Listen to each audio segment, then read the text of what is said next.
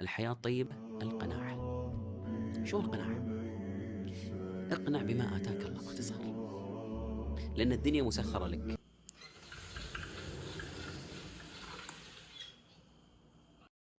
يا من لم يأكل في الدنيا، واشرب يا من لم يشرب في الدنيا. الإمام أحمد حول الدعاء، وما في حد منا إلا ويبقى يدعو الله سبحانه وتعالى بالشكل أو بالطريقة التي يحبها الله جل وعلا. لابد بنتكلم عن كيف نتلذذ بالدعاء ومناجاة الله جل وعلا. أنني أكلم الله سبحانه وتعالى عملي، يظهر افتقاره وينطق بلسانه يا رب أشرك به شيئا. أنا متأكد أن هذه الحلقة بتكون حلقة بإذن الله تعالى نافعة. السلام عليكم ورحمة الله وبركاته. أخباركم بنات؟ عساكم طيبين وبخير وبصحة وعافية. رجعت لكم اليوم فيديو جديد، وفيديو كثير طلبتوني اللي هو فيديو العناية. فحطي لايك واشتركي بالقناة وسوي لك كذا كوب قهوة أو كوب مشروب حار انتي حابة كذا تشربينه، لأنه الفيديو طويل وممتع وفيه كثير من الفوائد. بس قبل كل شيء بنات، أنا ما أحل ولا أسامح ولا أبيح أي رجل يدخل قناتي ويتابع، سواء هذا فيديو خاص بالنساء أو أي فيديو من فيديوهاتي. أنا ما أسامح ولا أحل أي رجل يدخل على قناتي ويدخل ويتابع، لأن هذه قناة مخصصة للنساء فقط. وفوق ذلك ما يتعلق بالظاهر، القلب وعبادات.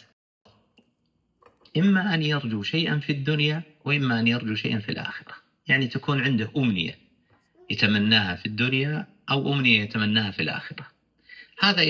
صباح الخير، صباح النشاط وصباح السعادة. حرفيا أتوقع أغلب ستات البيوت عندهم أفضل شيء يقومون ويلقون المجلة نظيف والمطبخ نظيف بعد، ما شاء الله تبارك الله. كذا تقعدين تروقين تشربين لك قهوة، وبعض أحيانا بصراحة نكون تعبانين نترك كل شيء وننام. فهذا شيء بنات جدا طبيعي، ترى عادي، مو دايما المطبخ بيكون نظيف قبل لا تنامين. فبعض أحيان بصراحة أترك المواعين وأروح أنام، المهم راحتي. والحين سكرات، بما أنه المطبخ نظيف غديت والحين صار وقتي، الحين بسوي لي بانكيك وبسوي لي قهوة وبقعد أروق. فاليوم أنا مقررة اليوم كله لي يعني. فبس حبايبي بسوي الغدا وبغسل الملابس ضروري، لأنه ملابس الشتوية شفتوا تطول لين تنشف. فهذا اللي بسويه يعني بالبيت، والباقي كله لي عناية روتين. أبي أسوي ماسك للرجلين، الله يعزكم، ماسك للبشرة، للشعر. أبي أقول لكم عن منتجين عجبوني مرة واستفدت منهم شو اسمه، اللهم صل على النبي، بوقت مرة بسيط. وكذا بنسولف مع بعض، بنهتم بأنفسنا. خلاص، يوم للبيت ويوم لنفسك. بنات، بالنسبة للآيباد واحدة سألتني اسمه هنر باد، تمام. شوفوا اكتبوا بالنون، أنا أخذته من نون. اكتبوا آيباد هنر باد وشوفوا يطلع لكم كل الأحجام وكل السعة، كل شيء ممكن يناسبك تلقينه هناك. هنا عندي بنات خليط بانكيك، يعني مجهزته أنا قبل تقريبا يومين، وبقى منه وحرام صراحة أني أكبه لأنه مرة لذيذ. فخليته بالثلاجة، اليوم بسوي لي بانكيك، اليوم آخر شيء يعني ما بقى إلا شوي. فقلت أمس سويت لهم بعد بانكيك، بس قلت إنه باقي شوي حرام إني ماني كبته صراحة، بسويه وآكله.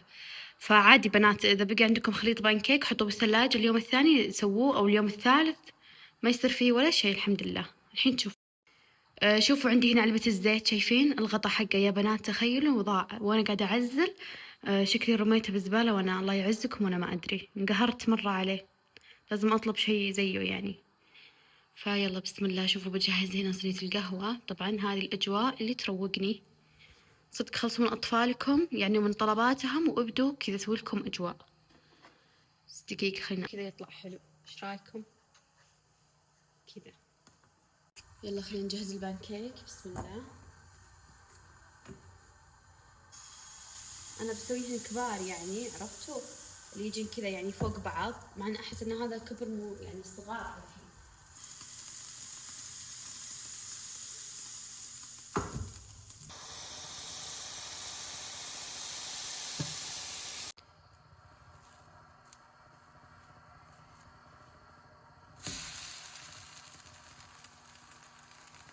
الحين بنات كل شيء نحتاج للصوص نستلا جيمر قرفة. جيمر لازم يكون جيمر، تمام، مو قشطة. تحطون جيمر، تمام. تحطون نستلا،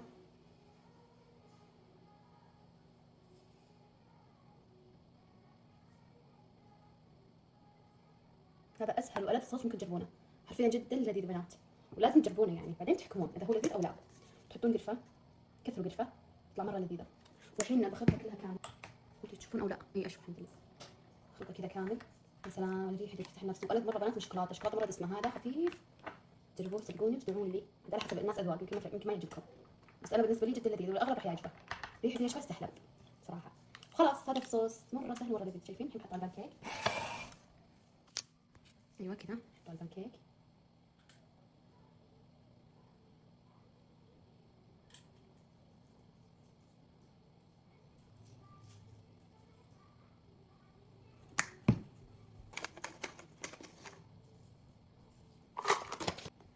ما اعرف صراحه البملاقه الصغيره، معلقتين تقريبا كبار وشوي، لانه هذه حمصته خفيفه وانا ما احب صراحه الحمصه خفيفه. وطبعا الحين بنات احلى لحظه اللي هي تضبيط صينيه القهوه. نضبط، نحط هذا هنا بعد، احسه مره حلو. هنا انا بحط الملعقه، هنا عفوا احط الملعقه، هرجع هذه شوي ورا هنا كذا. خلاص صارت جاهزة. تعالوا الحين خلينا نختار فنجان قهوة. صراحة ما أدري وش أختار. تدرون الملونات هذه بحياتي ما صورتها لكم، يعني ما سويت وصورت، بس لا هذه الحين ما تليق مع التنسيق. محتارة بنات، ساعدوني بليز. خلينا دقيقة، خلينا أستوعب. أحس بنات هذا الأبيض يليق مرة عليه، إيش رايكم؟ الأبيض أحلى شيء صراحة. طيب والفراولة له مكان ولا ما له مكان؟ تعالوا خلينا نشوف له مكان. أحس هنا حلو. شوف حطيت الوردة هذه الصغيرة هنا، طبعا ما هي طبيعية هي، بس كذا شكلها يجنن، مرة حلوة صراحة. وهذا بنات تنسيق للقهوة يا حبايب قلبي، إيش رايكم؟ بس لازم كذا تسوي لكم أجواء دايم ترى، صدق بغض النظر عن التصوير. أنا من زمان أحب أجواء القهوة وأحب كذا أزين وأحط، بس حرفيا لازم ضروري إنكم تسوي لكم أجواء كذا قهوة تحطوا. لازم بنات ضروري انكم تدلعون انفسكم عشان يصير عندكم طاقة تعطون اللي حولكم. كذا قهوتي صارت جاهزة، بروح الحين اتقهوى واوريكم وانا بقعد اتقهوى. بعد بغير المكان، ابي اروح اجلس مجلس الحريم واتقهوى. وكذا يا بنات القهوة صارت جاهزة. الحين بجلس كذا اروق. شايفين حبايبي هذا وقتي الحلو صراحة، اجلس اتابع فلوقات كذا، كم فلوق، بعدين اتقهوى واخذ وقتي ساعة ساعتين، بعدين عاد اقوم اشوف الطبخة، بعض الاحيان ساعة، بعض الاحيان نص ساعة. بس المهم أول ما أقوم أسوي لي كذا جو، عرفتوا؟ عشان أطبخ بحب، عشان أعطي بحب.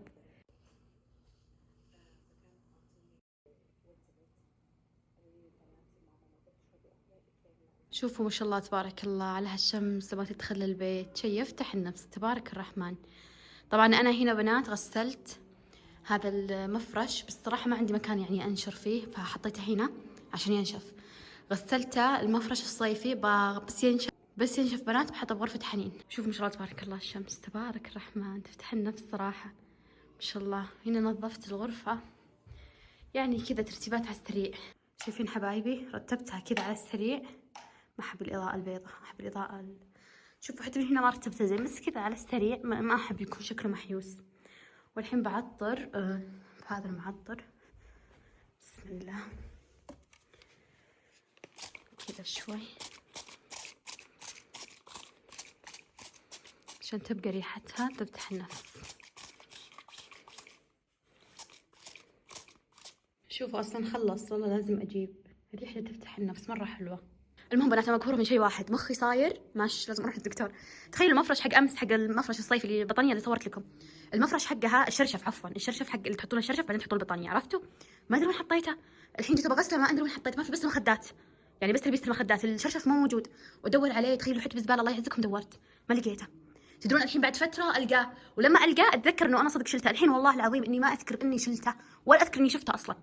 فيلا تعالوا حلوا لي مشكلتي. تتوقعون صدق في مشكلة بالموضوع؟ لأن دايماً كذا يعني، مو بس هذه المرة، دايماً بنات حج جوالي أنساه، أدور وأدور أقلب البيت حتى بزبالة الله يعزكم أدور. آخر شيء لما ألقاه أتذكر إنه صدق إيه أنا حطيته هنا، بس الحين وين ما أدري صراحة. جيت بغسل المخات حقات هنا حبايبي، ضلنا نتمشى شوي ونغير جو. قلت قبل لا أعطي وقت لنفسي. فاتح جديد مش أحلام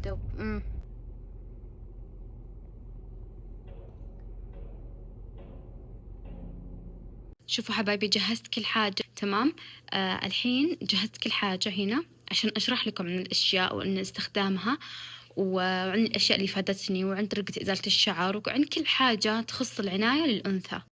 فحبايبي الحين بروح أخلص لي كم شغلة تحت وأسوي الماسك معاكم، طبعا أشارككم الوصفة، ونجي بإذن الله تعالى بنات نبدأ بالتنظيفات الشخصية.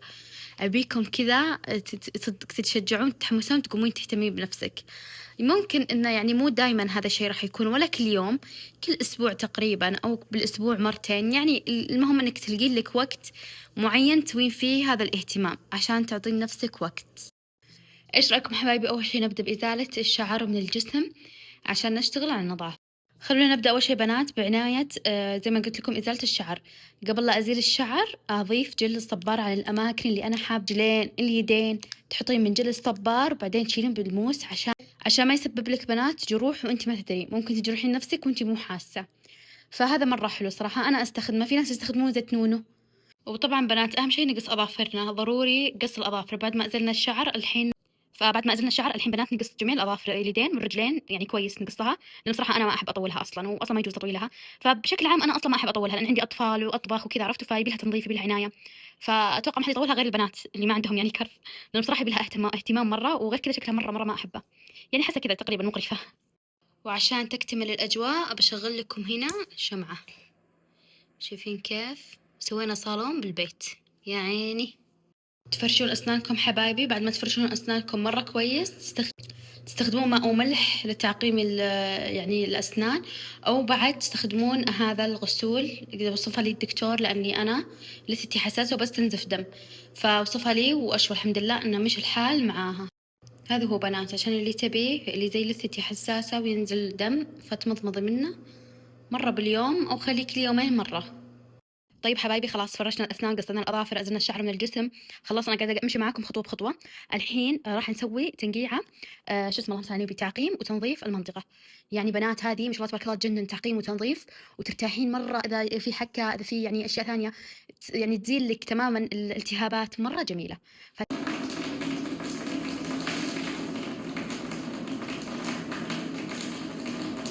طيب حبايبي أحسن ما نقعد الحين ونتنقع 10 دقايق أو 15 دقيقة على الفاضي، فليه ما نسوي تشقير الحواجب؟ بحط الحواجب، أضبط الحواجب بالتشقير، وأروح وخلال 10 دقايق أكون مخلصة شيئين بوقت واحد. عرفتوا كيف بنات؟ فالحين بسوي الحواجب بإذن الله تعالى، وبعدين بنتكلم من باقي الأشياء. طيب حبايبي الحين موضوع الرجلين، الله يعزكم. الجلد الميت يشيل لكم، يعني يغنيكم عن جميع الماسكات إذا ما عندكم ماسكات جاهزة للرجلين. فراح نحتاج، يلا حنين أضيف الملح، خل أبيض، وحطينا بعد ملح. حطي حنين هنا هذا الورد. الحين راح نضيف ورد صناعي، وراح نضيف بيكنج باودر، أو عفوا بيكربونات الصوديوم. تمام، نضيفها على ماء مرة دافي، وننقع فيها رجلينا 15 دقيقة 20 دقيقة لما خلاص يطلع كل الجلد الميت. مجرد ما انك تسوين كذا يطلع كل الجلد الميت.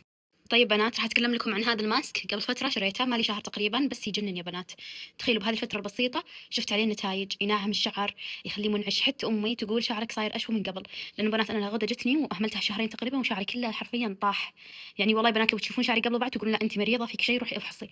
حرفيا بدأت الصلع بنات، بدأ يطلع من الجوانب، بدأ يطلع من الوسط، فخلاص شعري مرة صار تالف وكذا خشن وناشف وكأنه شجرة متقصفة حرفيا. هذا اللي صار معاي.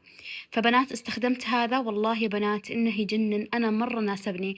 أحطه على شعري جاف، أحطه كماسك وأتركه لما ينشف تقريبا ساعة، بعدين أغسل.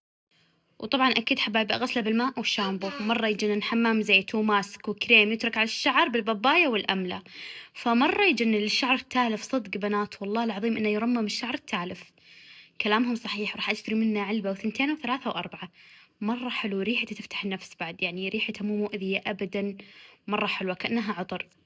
أما بالنسبة لهذا تشوفون شعر أو شعور البنات اللي نشوفهم بأي مكان اللي يلمع، بنات يلمع وتقولي له وش سر اللمعة؟ هذا هو يا بنات. أنا صراحة ما أدري، أنا أستخدمه بعد الحمام، ما أعرف أنتم قولوا لي استخدامي صح ولا لا، لكن مرة حبيته. إذا شعرك متشابك مرة حطي منه بسرعة يمشط لك. إيه بنات صح كلامي، أنا له طريقتين، مرة تحطينه على رطب، على شعر رطب، ومرة على شعر جاف، يعني بدون ما تغسلينه. شوفوا كيف إيش مكتوب هنا، دقيقة. اي كاتبين لكم تحطون على شعر رطب او جاف، والشطف مو ضروري يعني، لا تغسلينه بعدين يا تتركينه. انا بعد الحمام احط منه شوي، يجنن يا بنات، مره حلو صراحه، مره حلو، يعطي كذا لمعه للشعر ويفكك لكم الشعر المتشابك الجاف. اما هذه الصابونه يا بنات ديتول، يعني المعروف لا يعرف، مره حلوه تجنن يا بنات، تنظفين فيها يعني تخصصين واحده مثلا لشيء معين، مره حلوه تنظف وريحتها ورد وتفتح النفس، مره حلوه. هذا بنات فيتامين سي، أنا أستخدمه بعد الشاور، أحط منه شوي مع المرطب، يعطيكم طبقة مرة تجنن، يخفي لكم شوي الهالات، ما بقول لكم مرة، ويعطيكم لون مرة جميل للبشرة، مع شوية بلشر خلاص كأنك حاطة فونديشن بس طبقة مرة خفيفة، فهذا مرة يجنن، ومن كذا تستفيدين منه. بعد الحين بفتحه وأوريكم. شوفوا بنات كيف من داخل كأنه كريم، مرة حلو، تخلطينه مع المرطب وتضيف. عاد بنات هذا مرطب فازلين بزبدة الكاكاو، مرة يجنن بنات، يرطب الشفايف، ينعمها بشكل، شوفوا أنا إيش كثر جربت مرطبات، هذا أفضل شيء صراحة، لقيته من عند الكيفك وأخذت العلبة تقريبا ب10، هذه الصغيرة، بس يجنن يا بنات والله، ريحة الأوف مخلت كذا كاكاو، زبدة الكاكاو تصير ريحتك، ومرة حلو يعني، يرطب بعمق مو بس ريحة. نيجي الحين بنات للليزر. انا قبل كنت استخدم صراحه ازاله الشعر بالحلاوه، فتعبت مره منها بنات، وتعرفون انها متعبه، وخلال اسبوع يطلع الشعر، ومره متعب، وبالاخص بالبرد، فتعبت صراحه، فقلت خلاص خليني اجرب ليزر، واكثر شيء عليه مدح وروكسا، فقلت خليني اجيب روكسا ممكن انه يفيدني، وإن ما فاد خلاص اني انا جربت، ما ابي اتعب نفسي واقول انه يعني انا لو اني مجربه، عرفتوا؟ فجبته والله يا بنات قسم بالله انه يجنن مره حلو بنات. صدقوني انا ماني ملتزمه، خواتي ما شاء الله تبارك الله ملتزمات، ما شاء الله تبارك الله، انشال الشعر تماما، تخيلوا صار ما يطلع لك الاسبوعين، ومره ينعم من البشره وما يخلي لكم شعر تحت الجلد. انا مره ناسبني هذه الجلسه السادسه لي، وما شاء الله تبارك الله. شوفوا البشره، دقيقه. طبعا بنات انا مره مهمله، يعني انا ما استمر على الجلسات بوقتها، ما استمر كل شهر او كل اسبوع، ما استمر، يعني الاسبوع اسحب، عرفتوا؟ بس ما شاء الله تبارك الله مع كذا ما شاء الله تبارك الله النتيجه روعه مره حلوه صراحه. فاللي محتاره تاخذ روكسا، صح انه يعني مبلغ شوي عالي، بس والله يا بنات انه يجنن، يستاهل، يعني يا تحطين فلوسك بشيء زين، او خلاص تجيبين اشياء رخيصه وما تفيدك، وبعدين ترمينها وتجيبين، يعني كذا تتكلفين اكثر وبتخسرين اكثر. ايش رايكم بنات؟ احنا قاعدين ننقع رجلينا، ما نقعد كذا، نحط من هذه على الجسم كامل ونسوي لها صنفرة، يعني تنشف هذه وتكون خلاص احنا خلصنا من رجلينا. طيب بنات خلاص انا الحين اخذت شاور وخلصت، يا رب لك الحمد، والحين ابي ارطب وجهي، بس قبل لا ارطب وجهي بالمرطب راح احط من ماء الورد بختين على الوجه، واذا تبون بعد بنات تبون تحطون بقطنة وتمسحون منطقة الإبط، المناطق الحساسة، مرة حلو، بس ماء ورد يستخدم للوجه يعني، عرفتوا؟ يخلي بنات يعني ريحتكم مرة حلوة، وريحتكم كذا ورد، مرة صراحة حلو، أنا أحبه مرة للوجه كذا، أحسه يعطيني انتعاش، لأني كذا سكرات حطيت بس بختين، شوفوا عندي العلبة، ومرة يجنن صراحة، مرة حلو وريحته مرة حلو. بس قبل ما أرطب حبايبي، لأنه بحط كذا ميك اب خفيف، هذا من شقلام، حطيته بنات ينشف وتشيلونه كذا يطلع معاكم يجنن، يعني لون مو فاقع كذا، لون حق بيت. الحين بحط على يدي وأوريكم كذا حبايبي، شوفوا الحين بس ينشف يتقشر الحالة ويعطيكم اللون يجنن. الحين بنتظر لين ينشف بعدين أوريكم. كيوفي بنات أفضل مرطب صراحة جربته، أنا كتجربتي أفضل مرطب كيوفي. عندي هنا بنات بعد الحمام طبعا أحط من هذا، مرة يجنن، صح أنا رجالي بس ريحته بنات تجنن، مرة حلوة. وبحط وباكل علك بعد، تمام، اكل علك نعناع مره حلو، احبه، لازم بنات علك، عندي علك نعناع ضروري لازم يكون موجود بالبيت. والحين احط بودره من فرانك، مره تجنن بنات، ريحتها تجنن. طبعا بعد ما ترطبين الجسم تحطين بودره وتاكلين علك، وتحطين لك كذا مرطب خفيف على اليدين او على اماكن النبض، وبعدين تتحط. طبعا حبايبي إذا جاء كذا زي كذا وقت النوم أبي ريحة مرة خفيفة ما تزعجني وأنا نايمة، فأختار عطر كذا ريحته خفيفة، فعندكم الحين سنس، هذا السنس مرة تجنن، ريحته مرة خفيفة وحلوة. أما الباقي بصراحة يا بنات كلها ثقيلة بصراحة. وعندكم هذا مسك من ماتش مرة يجنن، بس إنه ثقيل مرة ثقيل. وعندي هنا أنواع المسك، لكن صراحة دايما أستخدم سنس قبل النوم، لأن الحين ساعة عندي تقريبا الساعة 12 بالليل، فأحتاج شيء مرة خفيف وقت النوم، ما أبي شيء كذا يكون ثقيل علي وأنا نايم. والحين حبايبي برطب وجهي والجسم كامل، لازم بنات الترطيب هو أساس كل شيء. وهذا بنات يجنن بعد، شوفوا كيف يجيكم كذا كريمي، تحطونه على الوجه يعطيكم كذا تغطية مرة حلوة للبشرة. مرة حلو حبايبي، يعطي فرق مرة بسيط صراحة، مو باين بالتصوير بس إنه يعني يعطي فرق مرة بسيط بالطبيعة، يعني بالوجه يعطي فرق مرة حلو، يعني كذا شوي كأنك حاطة فونديشن ومو حاطة، عرفتي؟ طبعا خلاص الحين خلصت العناية بالوجه، الحين نجي الشعر. قلت لكم هذا خلاص خلصنا، يا زي ريحة النظافة. يا ريت توصلكم يا بنات ريحة النظافة. طبعا أكيد استشورت شعري، إذا تبون تبخرون بالعود أبخروا، لكن قلت لكم إنه الحين وقت نوم فما بي صراحة شغل عود وكذا. فالحين أبي أحط عطر، تعالوا تعطروا معاي عشان تشمون الريحة. وش بلها؟ تجنن ريحته، مرة حلو وخفيف. كنت بوريكم بنات لون اللي وريتكم قبل شوي، بس تخيلوا ما أدري وش صار وانقشر، بس حلو بنات يجنن صراحة. هذه ترى ثواني وما نشف. بس والله حبايبي هذا روتين العناية صراحة عندي أنا، بالنسبة لي أسوي كل أسبوعين أو كل أسبوع أو مثلا كل شهر، لأن في أشياء كثير، في تفاصيل كثيرة على حسب التعب الجسدي. بس نصيحة مني كذا، تسوي لك يوم وقت لنفسك، يعني زي اليوم أنا سويت يعني وقت لنفسي، تركت كل شغل البيت، قلت خلاص هذا الوقت لنفسي، وهذا اليوم يومي لازم أرتب نفسي أنظف نفسي. ودائما طبعا لازم الترويش وكذا، لكن سبحان، وطبعا أكيد بنات النظافة لازم تكون موجودة يوميا، لكن تغيير الملابس، الترويش، تمشيط الشعر، لكن هذا يعني يقولون الروتين العميق، عرفتوا، اللي يبي له أشياء كثير، يعني يبي له وقت يعني. فشوفوا أنا بديت الساعة 11، الحين الساعة عندي 12 وتقريبا 17 دقيقة بالضبط بالليل. فيعني شفتوا كيف إنه ياخذ وقت مرة، ولو ماخذه بعد وقت، يعني لو معطيه وقت يعني لنفسي أكثر عادي يعني آخذ وقت أكثر، لأن بصراحة تعبت لو تاركة الماسك أكثر أو شيء زي كذا، فيعني يطول. فبس والله حبايبي هذا روتين العناية حقي، كثير طلبوني هذا الروتين وصورته لكم، وطبعا أكيد كل واحدة وروتينها وكل واحدة طقوسها، لكن أنا هذا الروتين حقي وشاركته معاكم. بس والله حبايبي هنا أكون وصلت معاكم نهاية الفيديو، أتمنى أنكم استفدتوا واستمتعتوا. لا تنسون أمواتنا وأمواتكم من الدعوات، ادعوا لهم أن الله يرحمهم ويغفر لهم ويتجاوز عنهم. واستودعتكم الله، مع السلامة. أشوفكم إن شاء الله في فيديوهات جديدة بإذن الله تعالى.